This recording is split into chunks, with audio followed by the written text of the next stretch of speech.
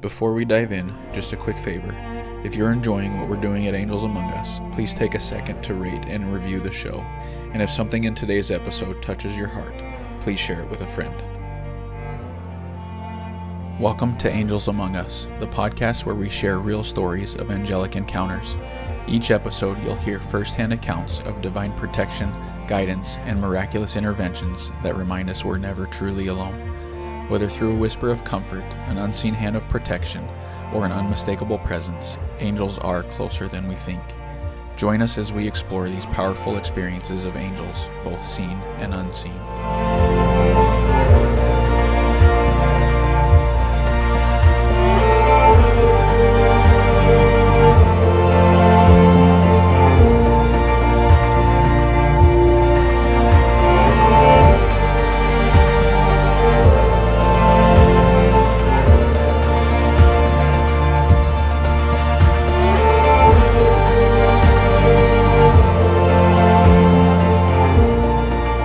Hello. Welcome back to another episode of Angels Among Us. As you can see, Michaela looks a little different.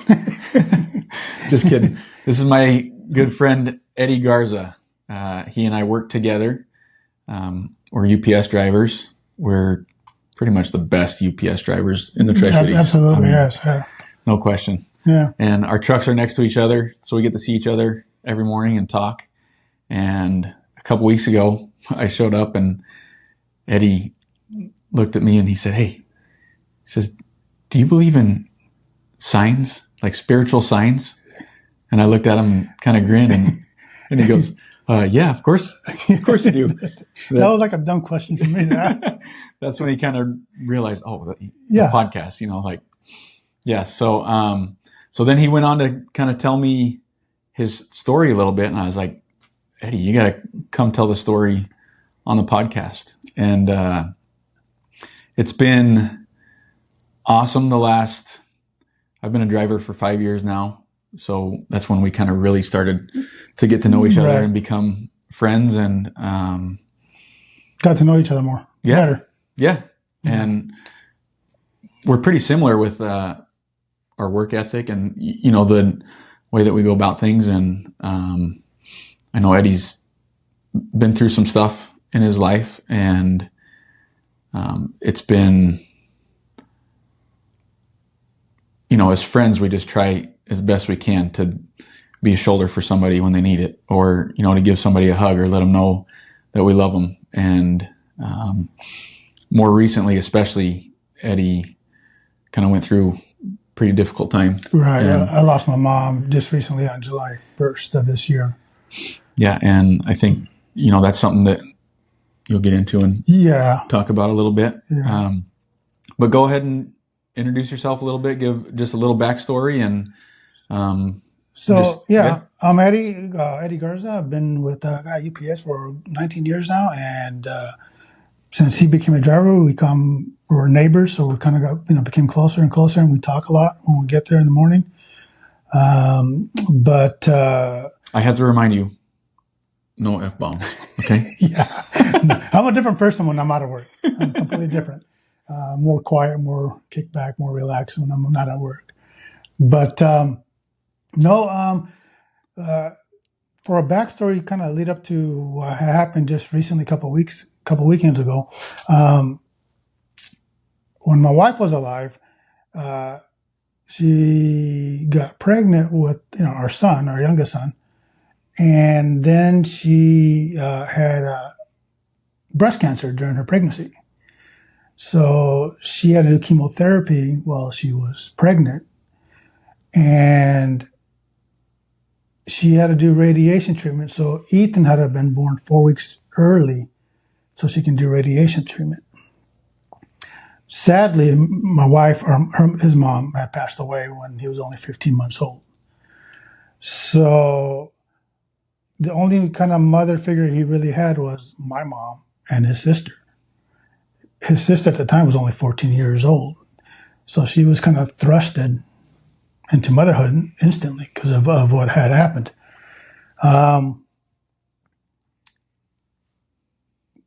As the years gone by, obviously my oldest son helped me out with my youngest, and Lisa, my daughter, helped me out a lot with her brother Ethan, and that kind of led up to where my mom, his grandmother, took over as a mother figure for him, but not knowing that, I didn't realize I didn't realize he was looking up to my mom as his mother.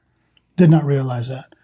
So during the grieving process, when his mom passed, his podcast hits it on the head, the Angels Among Us. I was a part-time UPS employee, didn't have much money, so to speak. So when my wife passed, I didn't have the money for the service, funeral service. So UPS, they gathered around, and I remember going into the office with management, and they kept on saying to me, Eddie, tell us what you need. Keep us updated. What's going on? And so I try to keep them updated with everything from the services that I had to do to plan my wife's, burial, and the banks denying me money and whatnot. And then when they pulled me into the office, management handed me over a manila envelope, and they said, we don't know how much this is, but we hope we can help you with what you're going through. And went to the bank, and there was over $7,000 that the UPS helped me with all of this. Other drivers, part-time employees. Correct. Sure. Yeah. Part-time employees, airplane pilots, they all just, I did not know what was going on. I didn't know about this until about a year later, who was behind this. And that was actually Jesse. Oh, really? Jesse did the whole thing. He just rallied everybody, and they all, it was a complete surprise to me what they did for me. I was bawling, I was crying, everything. And I was able to, obviously, get the services complete for my wife at that time. And then the bank called me, Apple. Her name was Ricky. I remember this very specific. She called me. She goes, we want to support you through your holidays. We want you as the Christmas family. And I said, yeah. And I pulled over my UPS truck, and I was again just bawling.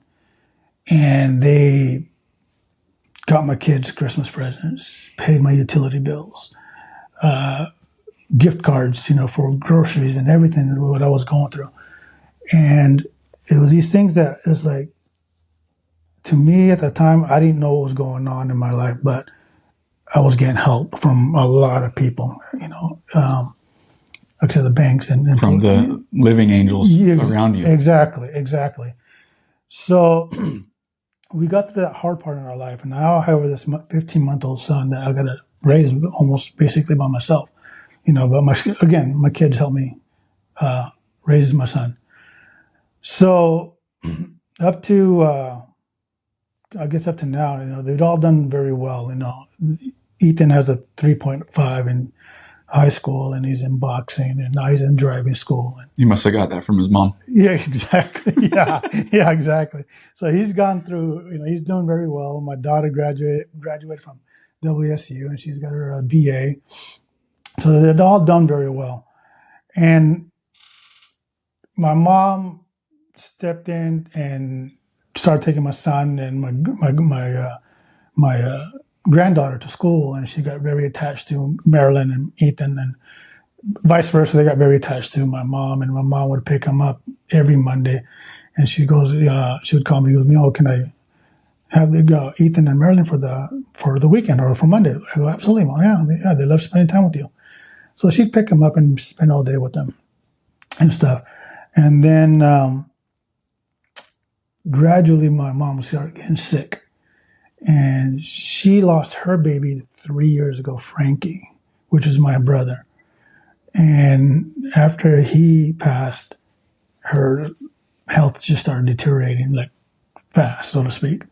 She ended up getting kidney cancer and, other issues. She had high anxiety, so she had some, health issues.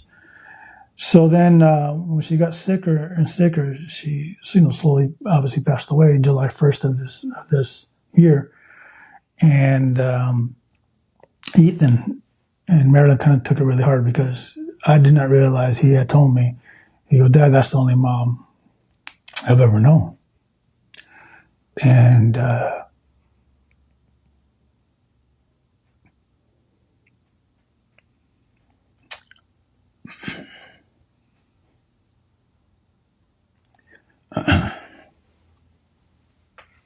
I didn't realize that.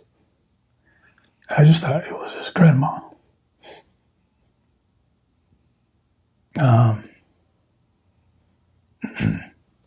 So I got the phone call when my mom passed. And I asked him, "Do you want to go see our grandma one more last time?" He goes, "Yes, Dad." I said, "Okay." So we went over there and said our final goodbyes. So about 2 weekends ago, we saw a commercial on TV that Roy Jones Jr. was going to come in and have a promotion in Toppenish, Washington for a boxing match, or matches. And we've seen this commercial a few times, and we missed the event to go see Roy Jones and his boxing matches tournaments in Toppenish. And Ethan goes, "Dad, let's go to this one."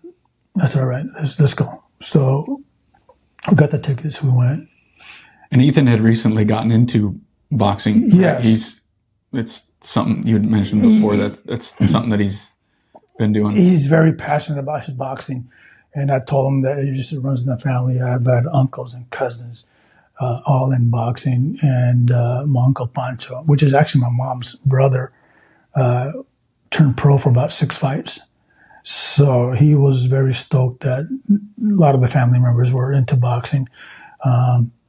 Even me growing up younger, I was never a boxer, but I was always like behind the scenes and promoting and doing whatever I can to help out with the events, the local events. And so I kind of just told him, it's not blood. It's just a part of our DNA that boxing is what we do. So he's very passionate about his boxing and he loves it. So we went to Toppenish, I said, about a couple of weekends ago. And it was the first time I've ever been there.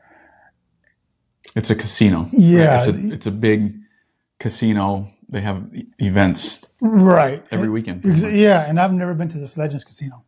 Never been to Legends Casino. And it was my first time. And so I had told Ethan, when I get off work Friday, I want to come home, get ready, change, and we want to be on the road by 5 o'clock. Never been there. I'm not one of those type of person that I like to get there because I don't know where I'm going. So I want to get there somewhat early. So I remember that morning, Friday morning, I woke up at 4 a.m., getting ready to go to work. I worked all day, got home, changed, showered, and we left at 5 o'clock, exactly how I planned it, right? Get to Toppenish at 6. Yeah, you don't want to get this guy off his schedule. Yeah. And so get to Toppenish at 6. And we walk into the hotel and I asked security, "I've never been here before. Where's this boxing event?" And they told me where to go and got there. And Can I interrupt really quick? Absolutely. I just want the viewers to know you had never been to Legends before. Right. You mentioned that. Yes. But you had told me before that your mom, it was like one of her entertainment. Yes. Right? She would go and gamble a little bit, and it's... So my mom wasn't a drinker. My mom wasn't a smoker. Her entertainment was gambling. She just enjoyed gambling. And Toppenish, the Legends Casino, was one of the places that her and her husband, my stepdad Dale, would always go to Legends. And just, gamble or have fun. That was my mom's entertainment. So can I ask you really quick, going there, was it something that you thought about, like, oh, I'm kind of excited to go there. This is a place that my mom enjoyed. Yeah, it was, because it was both the boxing. Well, again, it was part of our family, what we do. And then going there to Legends where my mom and my stepdad always had their entertainment. There was their weekend getaway or what have you, Mm-hmm. And so when we got there, we went to the where the event was being held, a boxing event, and again, I didn't know what I was doing. So again, I asked security, hey, "Where's this event?" They escorted me and my son to our seats, and so then we sat. We got seated about 6:20, and I noticed other people are coming in, and the facility that was starting the event was getting filled up, and I noticed people were having these little schedules, the fighters coming out, with their names on it. And it's like, okay, I didn't get one, but that's okay. We'll just kind of watch the fights as they come along. So, I think they held about 6 to 8 fights that night. And, they were slowly coming out. We're watching them. And my son and I, Ethan and myself, we were having fun. The last fight were 2 women. But behind us, there was a bunch of people behind us. And when these 2 women came out, one was from Canada, and we don't like her. And then the one was from a local. I think she was from the Yakima area. And when the Yakima lady boxer came out, the people behind us were just cheering, yelling, chanting her name, and they were yelling "Mari," and they were just going "Mari, Mari." And my son looked at me. He goes, "Dad, that's Grandma's name." It's like, yeah, that is Grandma's name. And then when she got into the ring, they had introduced the boxer from Canada and her name, and then they introduced the local boxer, her name, and her name was Maricela, which that's my mom's name, is Maricela. And I looked at Ethan, and Ethan looked at me. He's like, "That's Grandma's name." Yeah, that's Grandma's name. And again, the people behind us, they were just chanting "Mari, Mari, Mari," and they were just loud. But I mean, it did give me chills because it was like, wow, that is my mom's name. Sadly, she didn't win the fight. She lost the fight. So we didn't have to say that part. she lost the fight, but the fight got over, and then we left the facility, and Ethan goes, "Dad, can we wait here for Roy Jones Jr. to come out?" And I go, "Sure." Now, mind you, I've been up at 4:00 in the morning this day, and it's already 9:00 in the evening. I'm tired. I haven't eaten. I'm exhausted, and I still got an hour drive to go back home. And for whatever reason, we talked about this, and you hit it on the head. He goes, "It was completely out of character out of me to wait." I'm not an impatient person. When the event's over, I want to go home. I'm done. I don't want to wait. I want to beat the crowd and beat the traffic and all that kind of stuff. For whatever reason, I was calm. I just told my son, "Okay, we'll wait." So we waited about maybe 15 minutes outside. No, he didn't come out yet. And so security come up and goes, "Hey, we need to clear out the lobby. You guys kind of go home or whatnot." So we probably backed up another maybe 15, 20 feet away from where we were originally standing. And probably wait another 15 more minutes. Again, that's out of character. I mean, I want to go home. I'm exhausted. I've been up at 4 a.m. I just want to go home. I'm kind of laughing because it's totally out of character. Like, it's Eddie. Yeah. If after the show, let's get home. Yeah. After work, let's get home. Yeah. Like, that's, yeah. Yeah. Even at work, when PCM is over, I'm gone. Yeah. I'm gone. Before they even say, get out of here. He's gone. He's gone. Yes. And so slowly by little, these boxers were leaving the event. And I was kind of pointing at Ethan, "Hey, look at this boxer. That's the one that won, and that's the one that got knocked out." And we were just kind of going back and forth. And then here comes Roy Jones Jr. comes out. He goes, "Dad, he's right there." And so Roy Jones Jr. walks to the place where we were standing originally. And Ethan looks at me and goes, "Dad, we were just standing there, Dad." I go, "I know, but security told us to back up and kind of go home." And so he was talking to some other people there. And so then I started walking towards him because he was walking in my direction and I was walking towards his direction. And I go, "Mr. Jones, can I get a picture with you and my son?" And the man didn't hesitate. He put his arm around my son's shoulder and hugged him and put a boxing fist up. And my son, I don't know if you can see this, has the same cross right here, the one from my mom's funeral service. And there's a picture of my son with Roy Jones Jr., and my son's holding this cross like this, something like this, hoping to get a picture with him. And he got the picture, and my son was so excited and stoked that he got this picture with Roy Jones Jr. As we were walking away, he looks at me and goes, "Dad, is that grandma's early birthday present for me?" And I was like, probably, because we're in her casino that she would have her entertainment. They were chanting Mari, which is my mom's nickname, so to speak, that my family calls her. And the boxer was Maricela. And we didn't have a schedule. We didn't know who was coming on. We didn't have any names of these fighters that were going to fight that night. And so Ethan told me, he goes, "Dad, I was telling Grandma, please, I want a picture with Roy Jones Jr. I want a picture with them."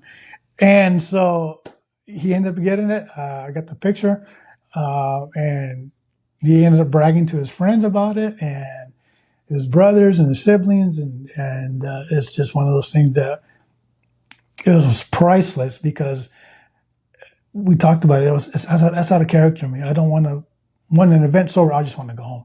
I was very calm. I wasn't aggravated. I wasn't in a hurry. It was just weird, because I was at peace, and he got what he wanted, and it was just a priceless moment that is something I won't ever forget, and it's something he won't ever forget. To be angels among us, just to be there with everybody. Yeah, it was just different. It was very different. I've seen it, angels among us, the people that worked to help me when my wife passed away.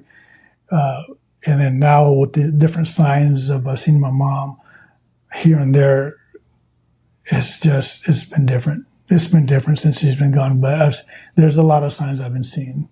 And she's still here. She's still here, yes, and you hit it right on.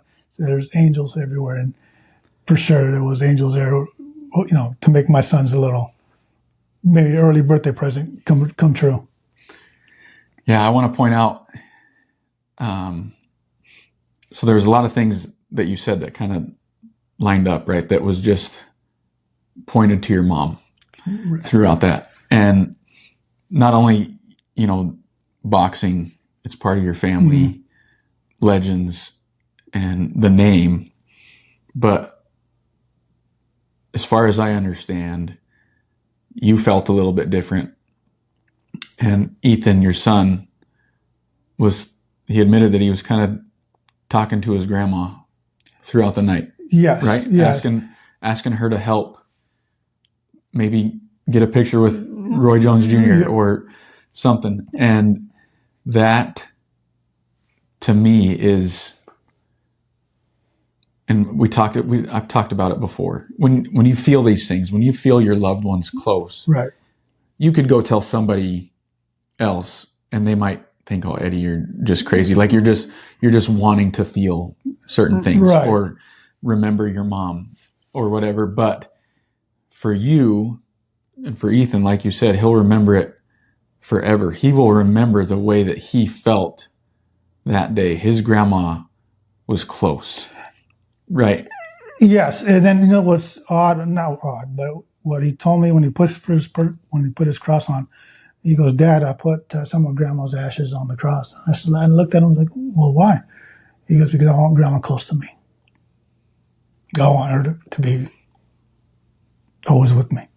Okay, so he really misses his grandma, and that was my mom. Like again, I didn't realize my mom had made that much of an impression on him, where he looked at her as his mother.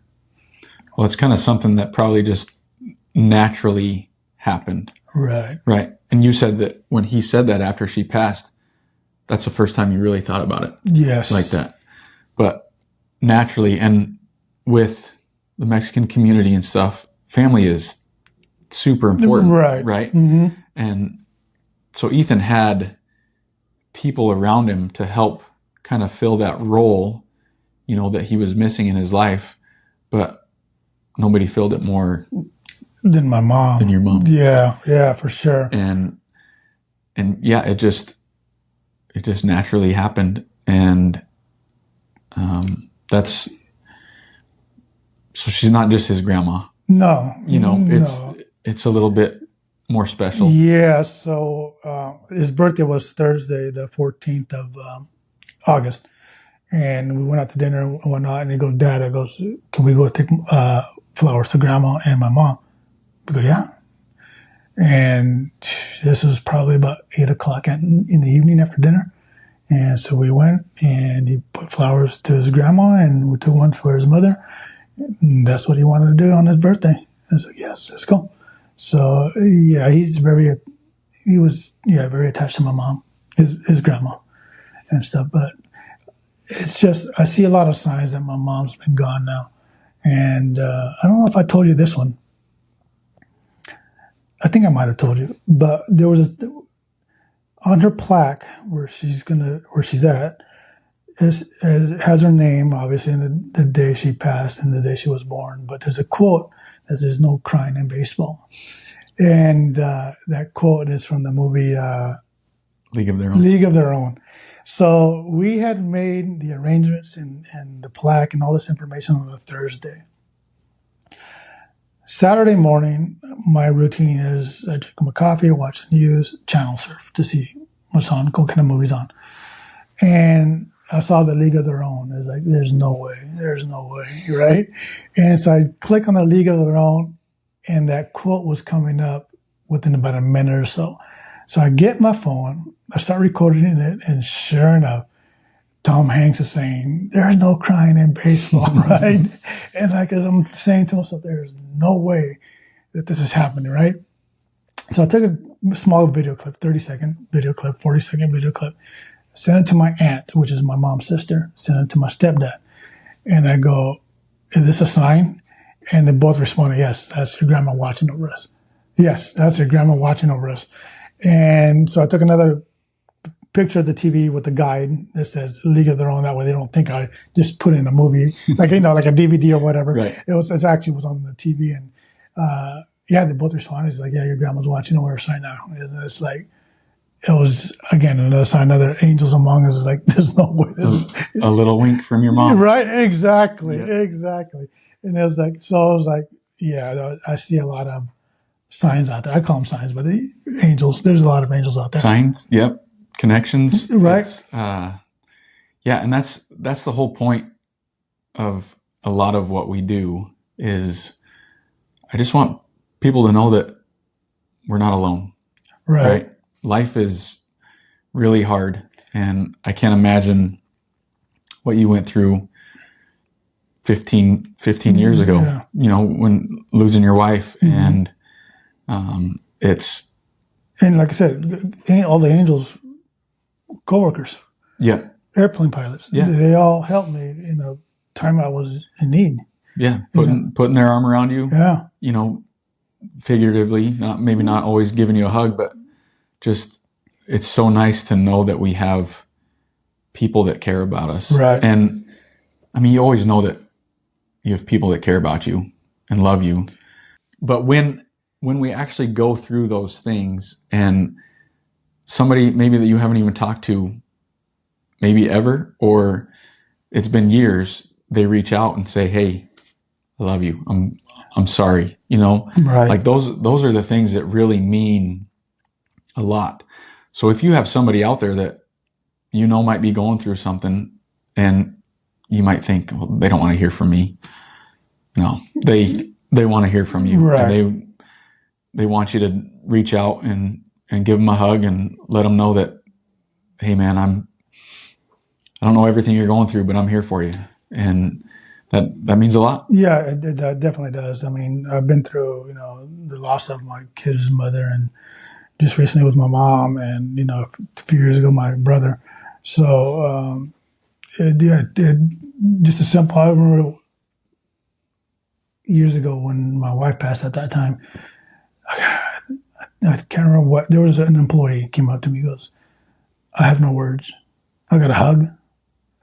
You want a hug from me? Absolutely. And that's all it was. It was that simple. And but he was honest with me. He goes, "There's just nothing I can say that's gonna, stop the grieving, stop the hurting, stop the pain. But I can give you a hug." And that's exactly what he did. And I took it because I needed it at that time. Mm-hmm. So, angels are everywhere. So it was just interesting how a couple of weekends ago, it was interesting just with, all the different signs and everything going on. And, again, I sent all that information to my stepdad, and he goes, "Yep, your grandma was there. Your grandma was there." So it was, priceless on my son's face, priceless. And he'll never forget it. No, he'll never forget it. Absolutely not. And stuff. Maybe I can show you some pictures. I think I saw you. Yeah, you showed me. I'll post some on when we put the video up and stuff. One thing I didn't tell you in the beginning is we always end with basically 2 questions. Okay.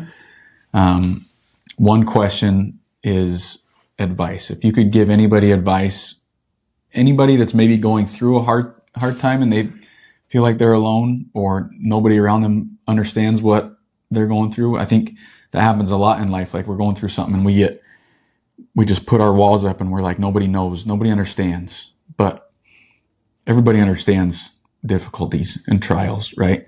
So we need to just let people in. I guess that's my little bit of advice is let people try to help take care of you. But if you have anything, or somebody that's recently lost a loved one and they don't know if their spirit is still around or if their loved ones are still their loved ones, or, because that can be really hard. What would you have to say? I think it's easier to reach out to a friend than to a relative. I personally have spoken to not just you, but other coworkers at work, the stuff that I've gone through, and that's helped me. I think it's easier to talk to a friend than it is a relative because your relatives have a different perspective of you. And your friends are just that, your friends. They're open-minded. That's what I've done, and that's what's helped me.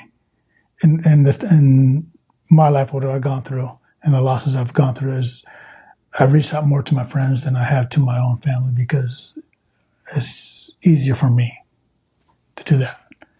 Yeah, I think, when you know somebody on a different level, like you're talking, your family knows you a little bit differently than we do. Right. And maybe your family kind of thinks the same way that you do. And so it's nice to be able to hear from. Also, for me, it's kind of therapeutic. I mean, when I talk to my friends and just kind of let out whatever's on my chest or my mind, I'm done, but because you guys have a different perspective of me compared to my family.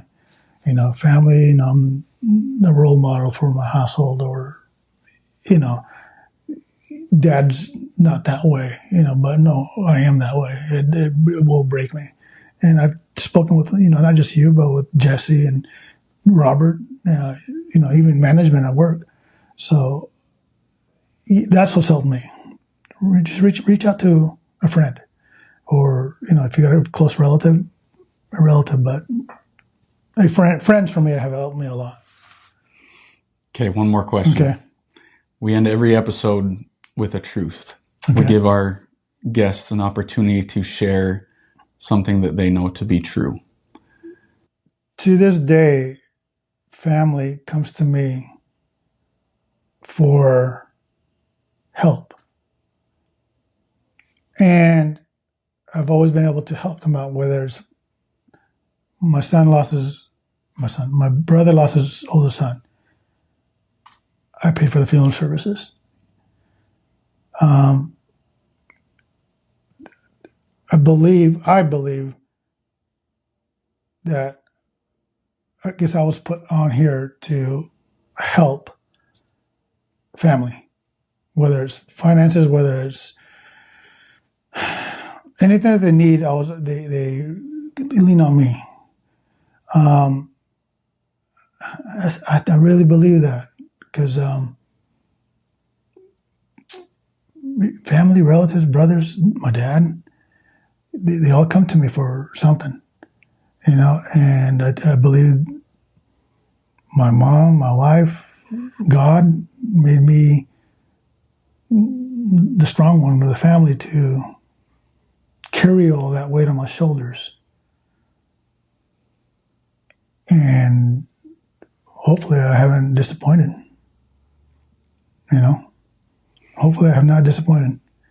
So I really believe that they all made my shoulders strong to carry whatever weight my family needs help in. Yeah. To be an angel. Yeah. For the family. Yeah. Yes. I really believe I carry that weight to help out my family for whatever reason they're going through, and to make me that much stronger. Yeah. I never thought about that. Yeah. I really do. That's the whole point. Yeah, I really do. Yeah. Get people thinking. Yeah. I really do believe that.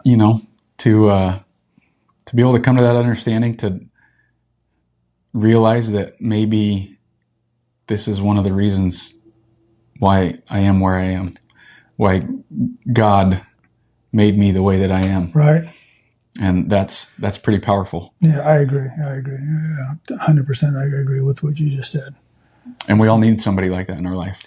No matter how strong we are at times, right? Where other people, like you said, come to you all the time. There's still times in your life where you need somebody. Right. Also. Yes, I agree. That's where I lean on you guys. That's where I lean on my friends. I do.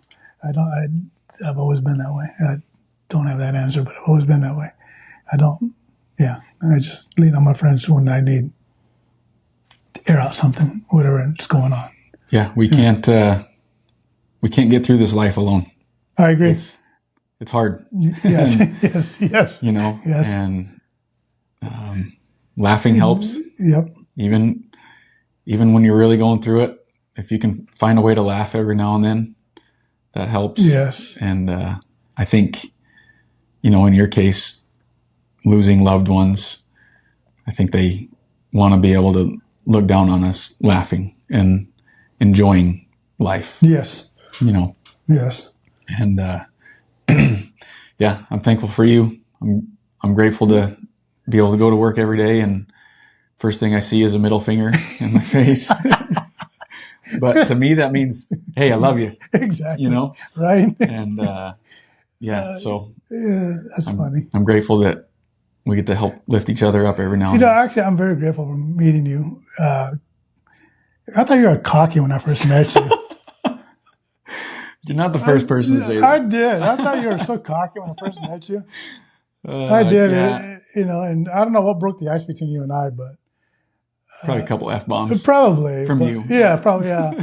But, when I first met you, I was like, man, this guy's cocky. That's, now. So do you still feel that way? No, not at all. Okay. No, now I got to know you. No, not at all. That's good. Well, and that's another little lesson too. A lot of times we think certain things about people, and I won't tell you what I thought about you. you got to say now. I'm just kidding. No, but a lot of times I find myself doing this all the time. I think certain things about somebody, mm-hmm. and then they prove me wrong, and keep telling myself, man, you gotta quit judging people. Not that you were judging me, but I was judging you. You're cocky. Yeah. No, but I really thought you were. And it's like, after, again, I don't remember what broke the ice between you and I, but whatever it did, I'm glad it broke. Me too. Because you are definitely one of those good friends of mine in my corner. So thank you. Yes, definitely. I appreciate that. All right, well, reach out to somebody, tell them you love them, and we'll let y'all go. Thanks for joining us on Angels Among Us. You can find us on YouTube and wherever you listen to podcasts.